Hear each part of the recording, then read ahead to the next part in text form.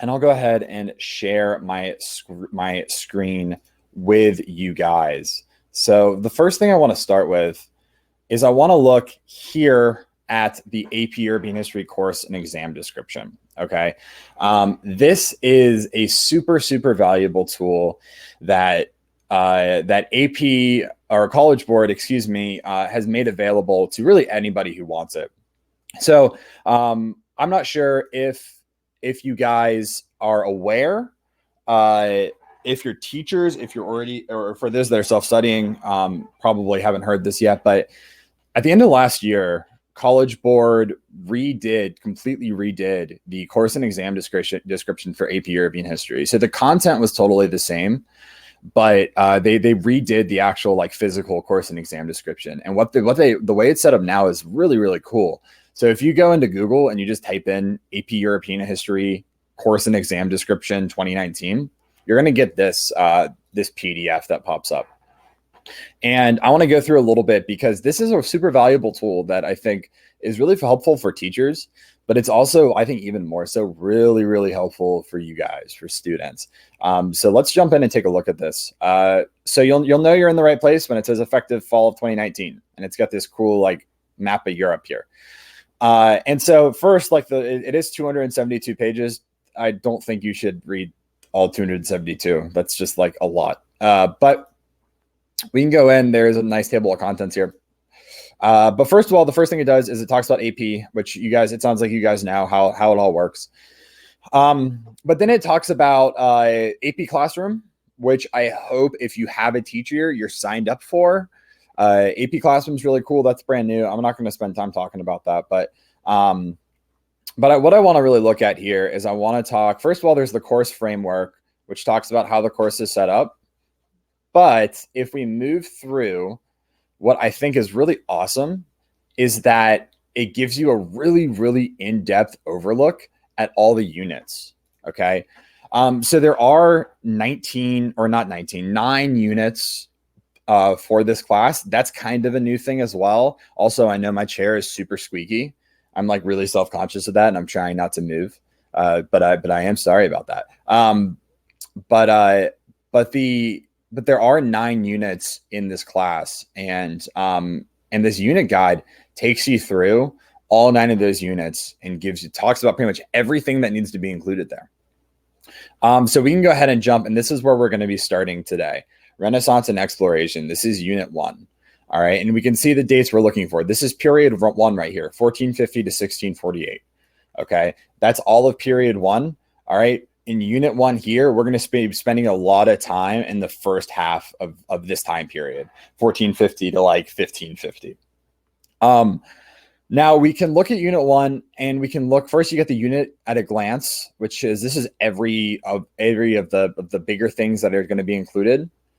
But what's really cool is that each topic is broken down into very specific things that need to be covered. Right. And then when we look at the Italian Renaissance, and I'll enlarge this for you guys so you can see it a little bit better, you get examples of what College Board is looking for. And if you've taken an AP, so those that have taken an AP class before, my webcam's messing up a little bit. That's okay. You guys can still hear me though, right? Good. I don't know what is going on with my webcam, but that's okay. We can try to toggle video on and off. I can try just unplugging it and plugging it back in. We'll see what happens. But anyway, up. Oh, that's really annoying. Well, we're just going to keep it off for now. That's all right. So if you guys have taken an AP exam before, you guys know that the big thing with AP exams is that like it's really hard to guess what's actually going to be on the AP exam, because it's just like this black, like College Board is like this black hole, and you don't really know. It's like, okay, if I'm learning about Italian Renaissance art, do I need to know every single piece of Italian Renaissance art, or do I just need to know a few? And with this course and exam description, they are like actually really going into detail of what you need to know, right? So right here, painters and architects, there's 6. 6 that College Board has suggested for you to know, which means that if you study the 6, you should be in good shape. Now, should you study more? Yeah, maybe. But these 6, we know for sure, because College Board has them here, that they're fair game on the AP exam. Okay. So I think this is just like a really, really cool thing that students should be utilizing, and something that is a good tool for you guys, especially when you go to study for the actual AP exam. Okay. All right. So let us actually dive into things. So I'm going to see the video one more time if it wants to work. Maybe, possibly. We're going to try unplugging and plugging back in and see what happens. We'll see. So the fun thing about live streaming is that you just have, you know, so many things could go wrong. It's just such a good time. We'll see. We'll see. If not, that's fine. I'm not, you guys aren't going to be looking at my face for most of this anyway. But all right, let's, all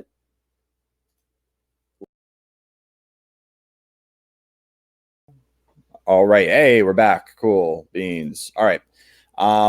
So what I do want to look at right now, what we're going to move over to is what I'm going to be spending most of my time with here. And that is the presentation I have for you guys. All right. So can you guys see that presentation okay? A link to this PowerPoint be posted after the stream. Yes, I can make that available for you guys. So I'm gonna have a link to this. I can make this a link to this presentation available. Actually, I think that happens automatically. But also, I have a document packet for the Renaissance that I use with my students, and I'm gonna try to get that to you guys as well. I'm still trying to figure out that. I mean, like I said, this is my first live stream, so I am trying to kind of figure things out a little bit. But I will try to make that available to you guys. So the Italian Renaissance, this is, you know, kind of really where the class starts. And this is also the beginning of what we would call period 1. So the course is divided up into 4 different time periods. The first time period we're going to be looking at is from 1450 to 1648. All right. Now, the reality is that we actually start before 1450. I like to say 1350 to 1648. That's a little bit more accurate, I think. But the Italian Renaissance is the first big topic that we actually really cover here. All right. So that's what we're going to be looking at predominantly today.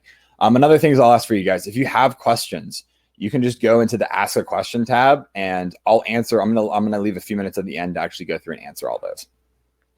So the Italian Renaissance. Let's go through and let's look at what we're going to be talking about. First of all, I do want to plug Fiveable here. All right. They are the ones that are making all of this possible. This is a really, really great resource and a great tool for you guys. Like I said, besides just live streaming European history or world history, they're live streaming pretty much reviews for every single AP class. So there is a lot for you guys. Now these live streams themselves, you can view those, but once the live stream's over, those videos, they're private. And I think signing up for the class and paying that little monthly subscription is really worth it for this. But if you can follow Think Fiveable on Twitter, Instagram, YouTube. That's my Twitter at the bottom there, Mr. Kuklik. You can give me a follow. I post history memes from time to time. I also post about other history stuff. So you can give me a follow as well. But let's move on to what we're going to be actually looking at today. So today we are going to be looking at a few things. First of all, what's up with Europe? All right. We're not starting at the beginning of time. So we have to explain what's going on with Europe when we're starting. What are they doing? So we're going to talk about that. Then I'm going to talk about what is Renaissance. Okay, what does this word actually mean? Then we'll be talking about why Italy. Why does the Renaissance really start in Italy? Then we're going to be focusing on political and social developments, and then we will wrap things up. So that's one thing I want to say. This is not going to be talking about art. We're not talking about Italian Renaissance art here, okay? That really deserves its own live stream, and we just don't have the time to talk about it. Also, I'm really bad with art, Okay, it's not my thing. It's not my specialty. All right, but there are a lot of really great resources out here. I believe there's going to be an AP Euro stream on Italian Renaissance art. There's definitely going to be one on Northern Renaissance art, which I think is probably the more important one, because more people know about Italian Renaissance art than Northern Renaissance art. But anyway, so that's the plan. All right, so let's go ahead and jump into things. So let's talk about what's going on with Europe. So this is Western Europe in 1350. All right, and that's really where I wanted to start our conversation. So Europe in 1350, we're still in the Middle Ages. Middle Ages last from about 500 CE to 1500 CE. So we're definitely still at in the Middle Ages, even though, at the end of the Middle Ages. All right. So what's going on? What's your day-to-day life if you're living in Europe in the Middle Ages? Well, first of all, you're probably a peasant farmer. Most people were peasant farmers. All right. Very, very small minority of people were either working in the church or were merchants or artisans, and even less were no part of the nobility. Most people were farming. And in fact, Europe is going to be agriculturally based up until really the 1800s. All right. So the whole first half of this class, the good thing to keep in mind is that people are farming. Most people are farmers. Okay. So most people are farmers. What does it mean to be a peasant farmer? Well, to be a peasant farmer, it means that, one, you're tied to the land you're working on. Okay. You're not allowed to leave. You're still locked into the bonds of feudalism. Another thing is that you're probably getting married very, very young. Okay. And that's not because you meet someone and you love them and you want to get married. It's because you have to get married. All right. That's what we call the family economy. All right. In order to financially support yourself, you need other people working with you. Okay. So if you're a peasant farmer, you're getting married, you're having kids, because then that way you can tend the land a little bit better. So you're getting married young. Your health is questionable. Maybe you'll live into your 60s. Probably not. Okay. We don't have really any good medical knowledge at this point. We don't really have any modern medical knowledge. We don't know what's killing us. Okay. And that's why when we see even like the nobility and the kings, queens, princes, they're dying from what we would say is like a pretty minor ailment. All right. Peter the Great of Russia. All right. Probably the most powerful person in the Eastern world while he was alive. He dies because he jumps into cold water and gets pneumonia. Okay. So there's really a lot of uncertainty about what your life in this world looks like. And so where are you looking? You're looking to the church. Christianity, if you are a peasant in Europe, is probably the most important thing to you, because what it's promising is life after death. And if you don't know when you're going to die, that's a really powerful thing. And also, not only that, like, it's going to be a really cool, good life too. So life in Europe is uncertain. It's repetitive. You probably don't know how to read. Okay. And that's why the Middle Ages kind of has this idea around it, or this misconception around it, that nothing was happening because there was no, and I'll put this in quotes because it wasn't necessarily true, educational or artistic or philosophical advancements. That was happening, but definitely not at the rate that it was happening in a place like ancient Rome. All right. So in around 1350, a lot of big changes happen. First of all, the first big change is about a third of Europe dies because of the Black Death. All right.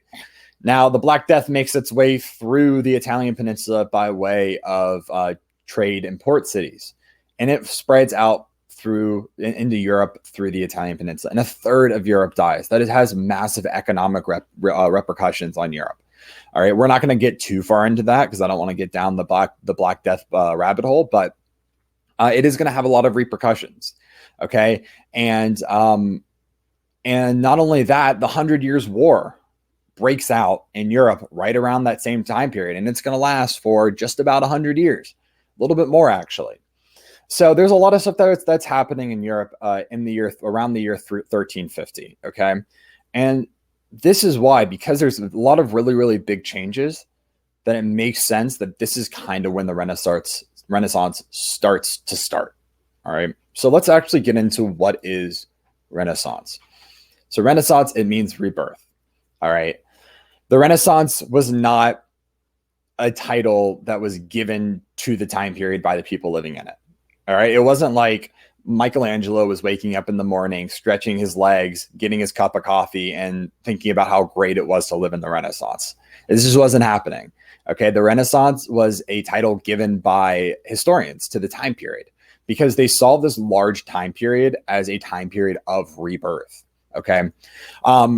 Now, with this time period and with the Renaissance and with a lot of these other really big events or these big artistic or philosophical or social events, this is going to take place over a really long time. All right. The Renaissance takes place over centuries.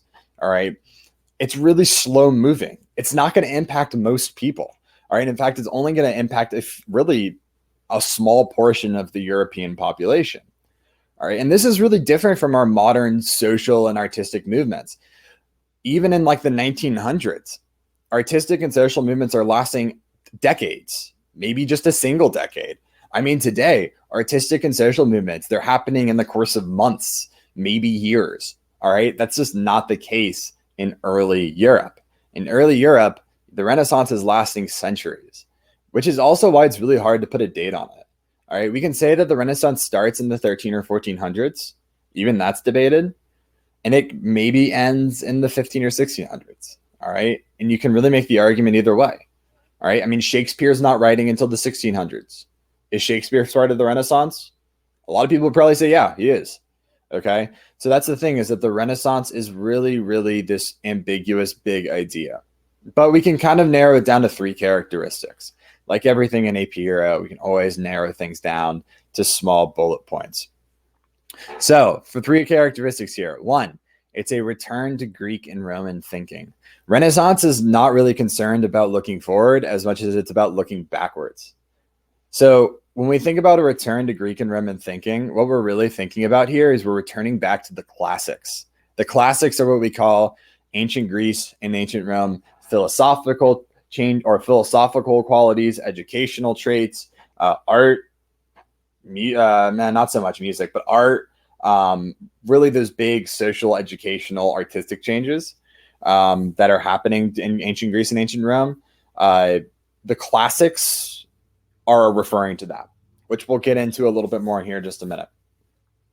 The second big thing that we're looking at here is renewed interest in secular matters. Renewed interest in secular matters. So a little bit of vocabulary for you guys to know. Secular and non-secular. Secular means non-religious. Secular means non-religious, while non-secular means religious. Okay. Like I said, religion was the hot commodity in the Middle Ages. It's why the Catholic Church had so much power.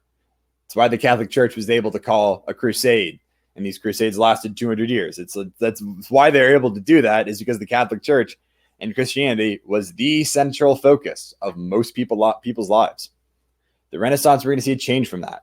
We're going to have people that are still devoutly religious, devoutly Christian, but are starting to either think about the world outside of Christianity, are going to start writing about the world outside of Christianity, and heck, some people are even going to start criticizing the Catholic Church, which is like wild and crazy. Okay.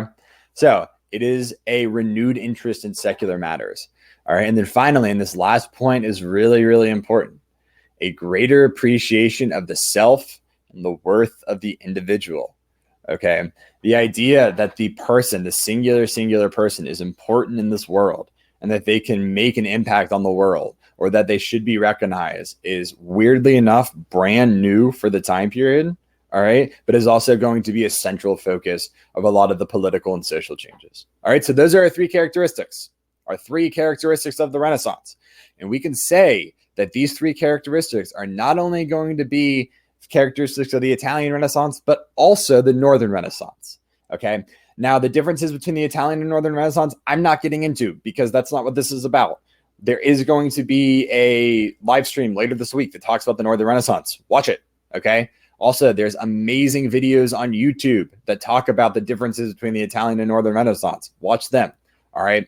It's one thing that College Board loves. They love to ask you what's the difference between the Italian and the Northern Renaissance. So let's get into one of the big questions here. Why is the Renaissance the beginning of the modern era? So why all of a sudden did the Renaissance end the Middle Ages? So there's a few ways that we can look at this. One, this renewed interest in secular matters, we can say is the start of the modern era. Okay. When all of a sudden Christianity isn't entirely dictating the way that we live our life, we can say that's the start of the modern era. All right. I mean, that's definitely true today. Maybe not for everybody, but for most people, religion is not the guiding force in their life. That was certainly the case in the Middle Ages. It's also the beginning of the modern era because education becomes more modernized. Education becoming more modernized is going to have ripple impacts, ripple effects, right? That's like, we know that more people that are being educated, that's going to massively impact the world. It's going to massively impact the European continent. So education, religion, but also economics, okay? The Renaissance, the reason why it starts has a lot to do with money. It has a lot to do with who has money. And also it has to do with the fact that we're starting to see the formation of what we would call like the middle class. So let's jump into the big question here. Why Italy? First of all, Italy as a country is not Italy, all right? It is the Italian city-states. So this is a map of it right here. While I take a drink of water, let's ponder it. Have we pondered it? Have we pondered this beautiful map of the Italian peninsula? It is very super duper confusing, all right? I know that.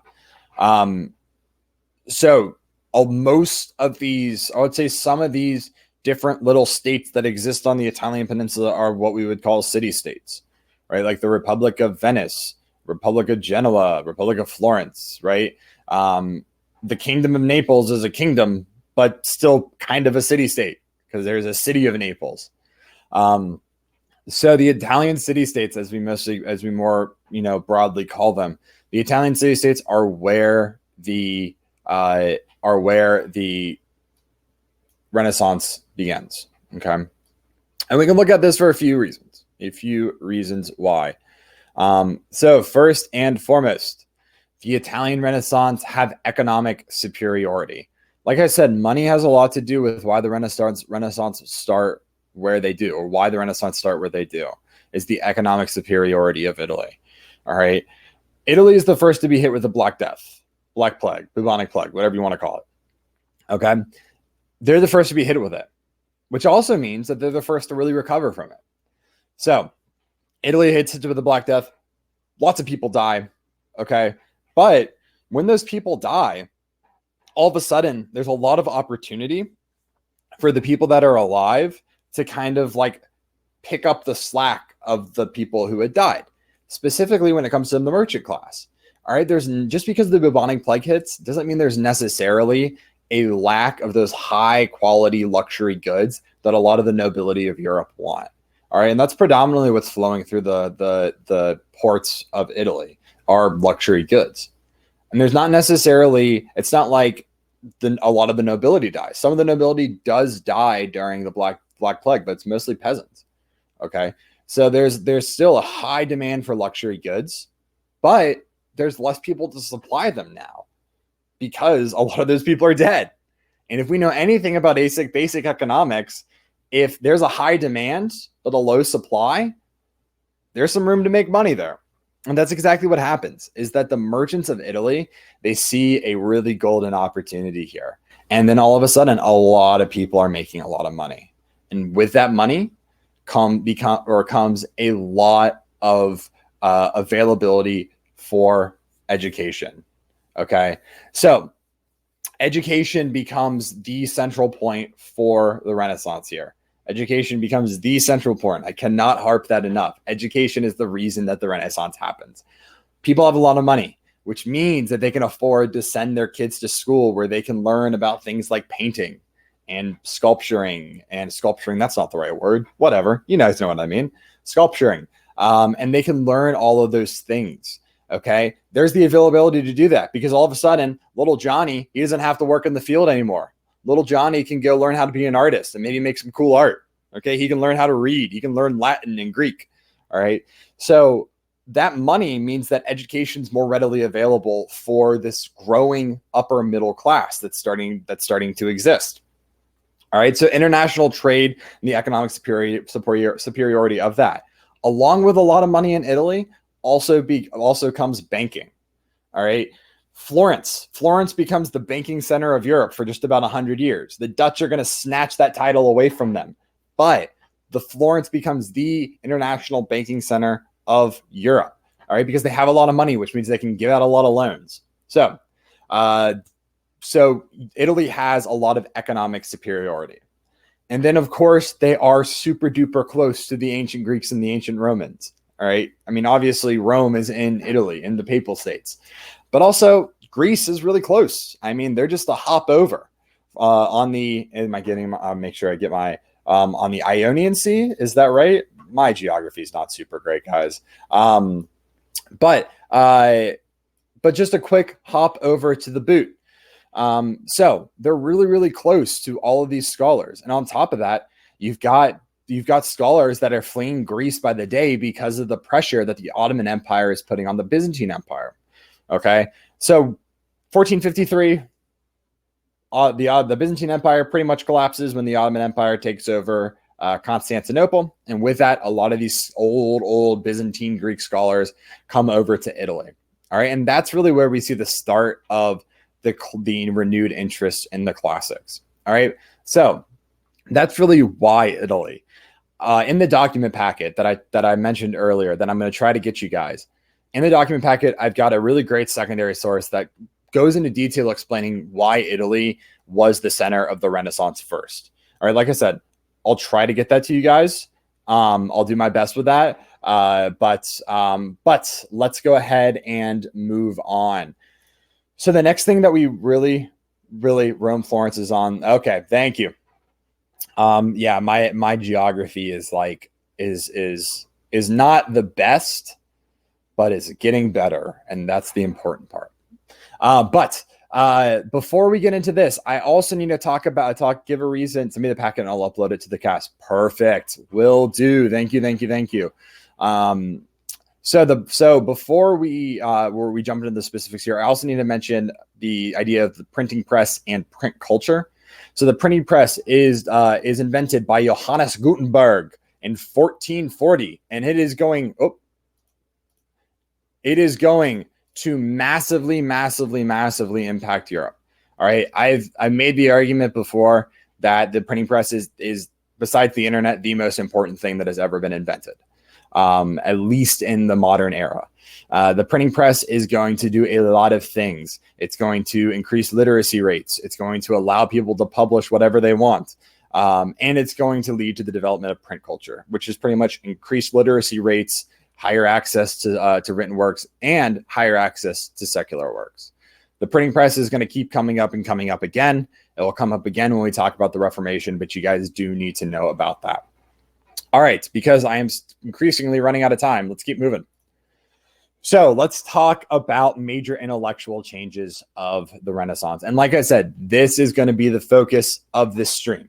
We're not really going to talk about art all that much. I'll mention it a little bit, but we're not going to really talk about it all that much. Instead, this is predominantly what we're going to focus on, the intellectual changes of the Renaissance. So first, the two big intellectual changes here and social changes is individualism and secularism. I mentioned them just a minute ago. There is a stream already up at the start of the Italian Renaissance. They can go back and watch after this. Perfect. Cool. I was looking for it earlier. I could not find it. I'm glad to know that it exists. Awesome. So guys, go back and watch the stream about art in the Italian Renaissance. You guys can get a good overview of that. Like I said, that's not what we're really focusing on here. All right. Thank you. Coming in hot with the good information. Awesome. So individualism and secularism. So individualism overall stressed individual personality, greatness, and achievement. All right. Individual personality, achievement, and greatness. So this was kind of a brand new thing in terms of Europe. This really contradicted the old idea of Christian humility that was really dominant during the Middle Ages. The idea that you weren't allowed to give yourself credit because that was taking away credit from God. Again, religion's the most important thing. I cannot stress that enough. Religion is the most important thing in the Middle Ages. It is the center of medieval life. All right. To even this point here, like, you can't take credit because that's taking away credit from God. All right. Don't do it. And so the individualism of the Renaissance doesn't necessarily say that we're going to take credit away from God. It more says that, hey, we can be good Christians and we can look to God as our the center of our life, but still also appreciate ourselves. All right, and that is really the argument that these Italian Renaissance scholars are going to be making time and time and time again. All right, and it's also because the Catholic Church is very, very interested in why they all of a sudden start talking about why they're important. All right, the Catholic Church is going to be very wary of these Italian Renaissance scholars, and so they're trying to say, hey, look, we're not trying to contradict the church here. We're just saying that people are pretty cool too. All right, and this goes into the second point here as secularism. All right, so secularism in regards to like the Renaissance is just this idea of life as an opportunity rather than this painful pilgrimage towards God. All right, things of this world have value within themselves. So the way I like to explain this is people in the Middle Ages, and this is true even with like scholars in the Middle Ages, they tended to have horse blinders on. All right, if you've ever seen a horse and carriage, you know that you've seen these horses with these things that are on their head so that they can only look forward. All right, in a lot of ways, that's how people in the Middle Ages were living their life. Right? They weren't looking at what was around them. Instead, they were just focusing on getting to heaven. That was their big, big, big goal. And these Italian Renaissance scholars, they say, hey, let's take those horse blinders off and let's look around here. And what they see there's a world out there that actually has a lot of value, that has a lot of opportunity. And we as people need to take advantage of that. So these are the two big major ideas of the Renaissance. And we can really, really sum this up well with humanism. All right, humanism. This is probably, in terms of a singular term, the most important term you need to know when it comes to the Renaissance is humanism. I'm going to put on my Mr. Kuklik from College Board name tag right now to tell you that you need to know humanism for the AP exam. I promise you it's going to be on there in some form, even if it's just the multiple choice. It will be on there. All right. And this is the ism, the idea that impacted both Renaissance art, but also Renaissance ideas. They were most impacted by humanism. All right. So what is humanism? Really, really simply, it's the philosophy focused on the man and his world, an attempt to understand human nature. That is humanism. All right. A focus on the man and his world. That is humanism. Okay. So pretty simplistic. Now, what I'll say is that this is a little bit different from like the philosophers of the Enlightenment. All right. The philosophers of the Enlightenment are not necessarily humanist, although they're certainly inspired by humanists. What I'll say about humanists is that humanists weren't necessarily concerned about discovering new things in this world. Most humanists believe that the world had pretty much already been uncovered. Okay. But they needed to look back to really understand it more. All right. And that was a medieval idea. There was a medieval idea that the world's already been discovered and uncovered. So why try to even understand it more? And humanists aren't going to necessarily be concerned with like progressing things like science or be concerned with progressing things like math.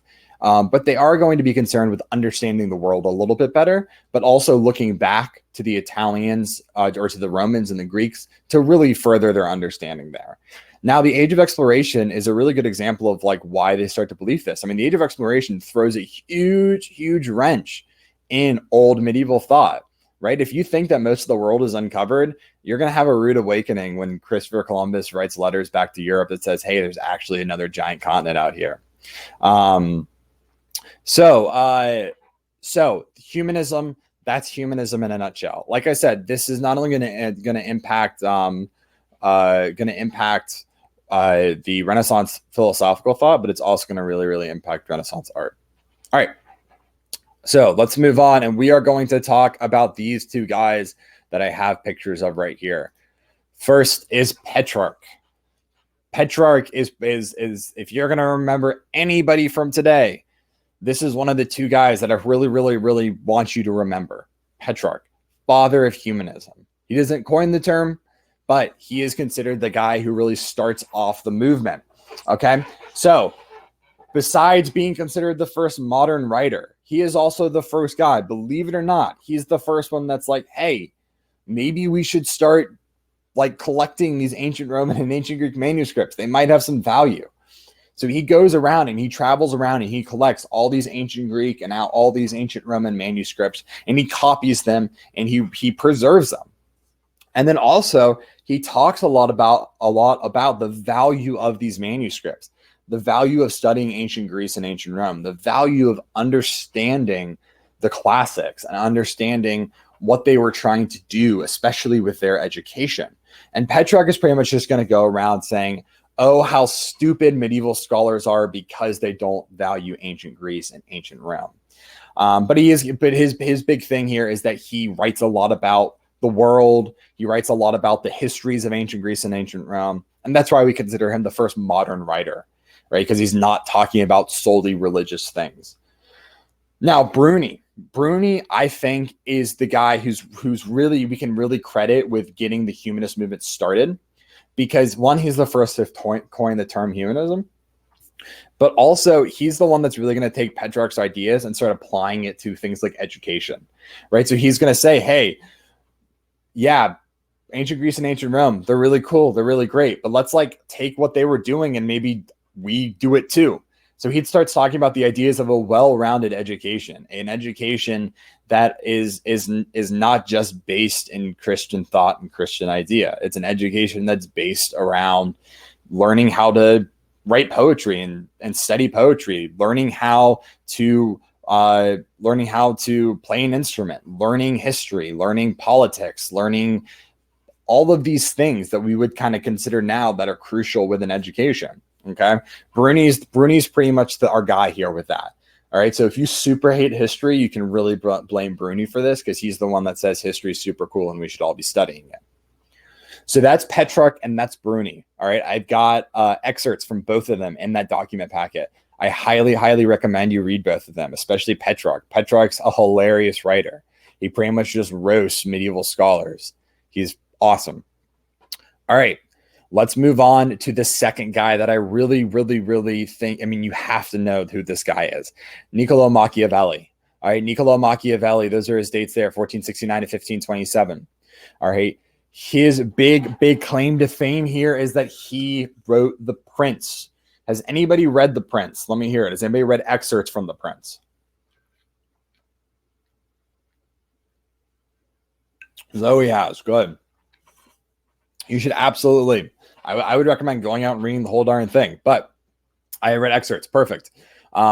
Machiavelli is going to be probably one of the most important political, probably one of the most important political theorists in European history, just in general. He's going to be a big inspiration for the way that future rulers rule. And so his big goal here is that when he's writing with the desire of creating a united Italy. Now, unfortunately, Machiavelli is going to be about 300 years shy of seeing a united Italy, but that's his big goal. So a lot of the ways he writes and a lot of the way that, or the things that he says, are in that frame of mind. But really, he's the one who creates this idea of what we would call like power politics. The ends justify the means. That's Machiavelli all the way. He is also the one that says it's better to be feared than loved. All right. And without going too far into Machiavelli, the big thing that you need to know about him is that Machiavelli believes that a good ruler isn't necessarily loved by everybody. He believes that if everybody loves you, they're more likely to take advantage of you. But fear is a way more effective rule of control. All right. And so a good thing to think about when you're learning about future rulers, especially ones that are really important, that are really big names, think to yourself, is this ruler Machiavellian? Okay. Because that can maybe help you understand who they are a little bit more. Also, another thing, put on my name tag, Mr. Kuklik from College Board. Machiavelli is always useful on the AP exam, right? You're talking about Catherine de Medici, talk about Machiavelli. You're talking about Peter the Great, talk about Machiavelli. All right. You're talking about Otto von Bismarck. Bring in Machiavelli. Why not? All right. Machiavelli is just kind of this name that you can drop as long as you do it effectively. As long as you do it effectively, that it's a good name to drop. Sophie asked, was it Machiavelli who said that it's better to be feared than loved, or was it Prince Henry? Machiavelli, I know, writes about the value of fear as opposed to the value of love. I cannot remember off the top of my head if he coined that idea, but in The Prince, he talks about the value of being feared over the value of being loved. So I hope that helps. I would have to do a little bit of research for that, but good question.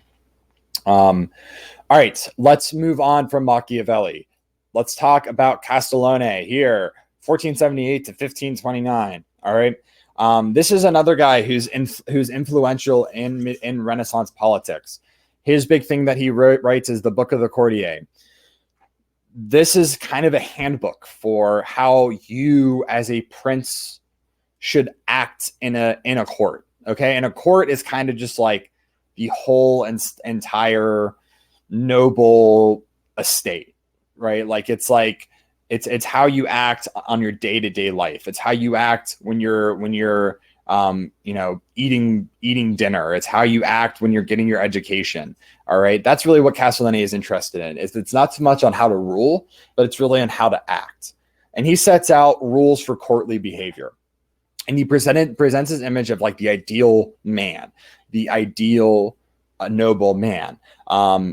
And he says that you really need to master all of these different things. You need to be a dancer. You need to master the arts, warfare, mathematics, politics, history, geography. Okay. He's the one who says you got to know all that stuff if you're going to be an effective ruler. Now, on top of that, he also does talk about women. He talks about how should the noble woman act. And he says some questionable stuff, but a lot of this stuff is like, hey, you know, there are ways that you can be, effectively, you can have power. You have to play the game correctly. All right. Now, this guy is by no means what we would call a feminist, but he does talk about women. I've got an excerpt in the packet, again, mentioning it again, that talks, it's Castiglione talking specifically about that. All right. Why does Castiglione say what rulers and nobles have to do? What does he base his advice on? That is actually a really good question. I'm going to go back. So what does he base his advice on? It's really one. It's kind of his personal opinions and experiences. All right. A lot of these writers, these guys, they have experience being in noble courts. All right. They've been there. They've been employed by nobility. They've seen the way that people act in a noble court. And a lot of these guys are just writing based off of like what they see and what they think should be. So like Machiavelli, for example, he has seen the way that princes and kings and rulers act, and he has advice for how he thinks they should act. Same thing with Castiglione here. He sees the way that the court should operate, or he sees the way the court is operating, and has advice for how it should operate according to him.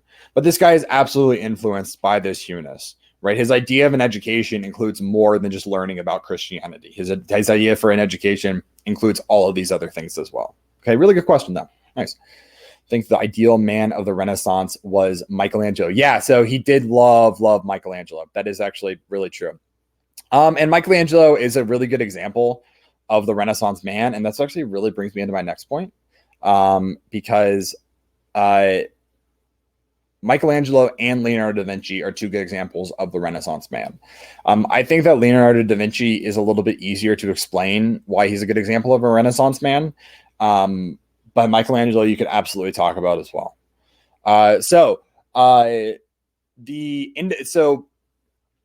into that, the idea that the individual that an individual learns a lot of different skills is going to be really, really popular with some artists and scholars. All right, Da Vinci is a really good example of this. Da Vinci is a guy who was an artist, right? The Mona Lisa, great example of this. Okay, I think the Mona Lisa, I've got thoughts on the Mona Lisa that I'm not going to get into now. I don't think it's necessarily the most impressive piece of art, but it's certainly the most popular one.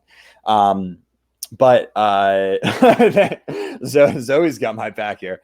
Yeah, so if you go to the you can go to the Louvre in Paris and see the Mona Lisa. It's incredibly unimpressive. It's like the size of a piece of printer paper, and everybody crowds around it, and everybody tries to get selfies with it. And the real irony is that there's this beautiful, huge mural on the other, or like facing the Mona Lisa, that no one looks at.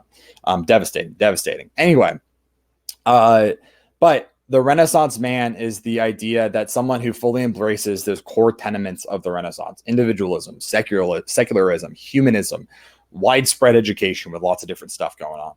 And Da Vinci's a really good example of this, right? Like, we know his big thing is that he talks about or he writes about all these inventions that he has in his head, like the flying machines.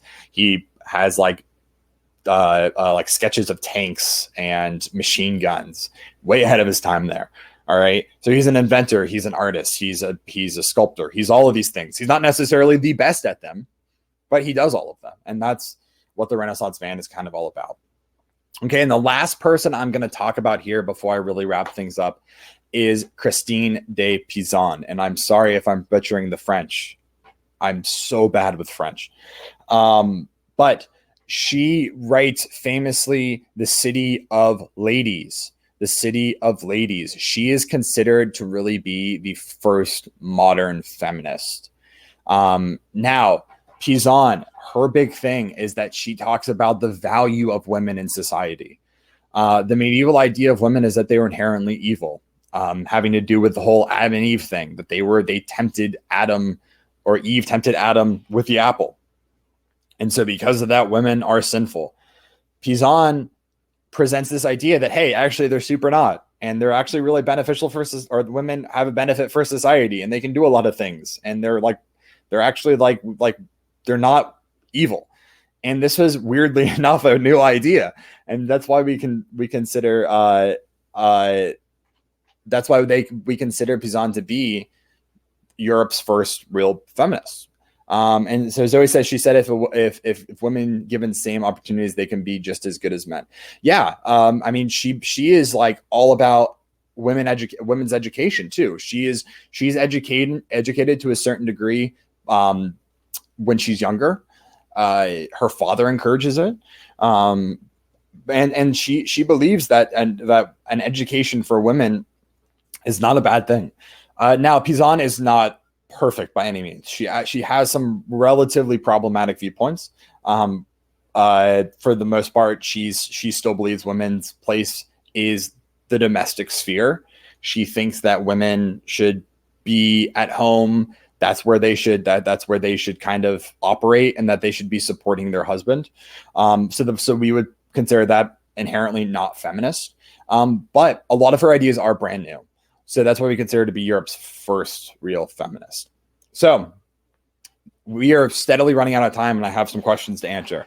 So what I want to say is, overall, those are the big intellectual, philosophical, and political changes of the Renaissance. Okay.